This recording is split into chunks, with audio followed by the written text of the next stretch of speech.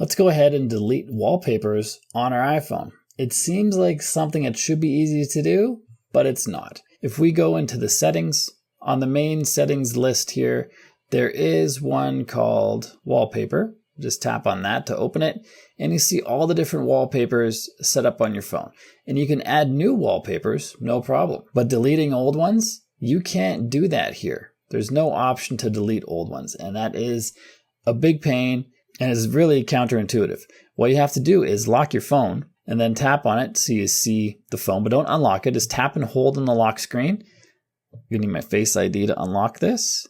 And then we'll be taken into, there we go. We're taken into what's called a photo shuffle, where you can customize these wallpapers, but you can also swipe up and tap the garbage can. And you have to go one by one. You have to do each one. Swipe up, garbage can for all of them, and then you have your wallpapers removed, and then you can create new ones, or have no wallpapers, or just have one to have your settings be nice and clean. You can also customize them and add new ones here as well. Why they don't add the option to delete in the main wallpaper settings is beyond me, but they don't. If you have value from this video, like and subscribe to let me know. Then check out this one right here, which shows you how to get more space on your phone. And who doesn't want more space? So check that out next, and I'll see you there.